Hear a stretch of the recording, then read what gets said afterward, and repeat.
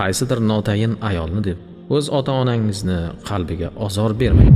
Sizni tahyil sehri bilan sehrlab olgan zolimidan uzoq bo'lishni guldek Alloh bergan oilangizni saqlab qolishga o'zingizda kuch toping. Agar o'z yaqinlaringizga ishonchsizlik hissida bo'lsangiz, hech kim yoqmay qolayotgan bo'lsa, yaqinlaringiz gapirsa, qalbingizga ozor bo'lib tegayotgan bo'lsa, ularni dushman kabi o'y xayolda qolayotgan bo'lsangiz, bilingki sizni sehr qilishgan. Kimligini ham o'zingiz yaxshi bilasiz. Ruqiya qildirishga yurak siqilayotgan bo'lsa, Fotiha surasini o'zingizga 41 marotaba o'qib dam soling. So'ng ortidan bu duoni 7 marotaba o'qing. Bismillahirrohmanirrohim.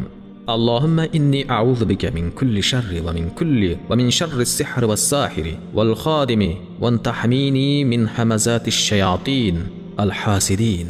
اللهم إني أعوذ بك من شر عاظم من الشياطين وأبنائه وأعوذ بك يا أرحم الراحمين من شر قاقدين ومن عين الحاسدين ومن شر الساحرين وأن تحميني بحماك يا أرحم الراحمين وتكفينا شر الإنس والجن يا أرحم الراحمين يا رب العالمين.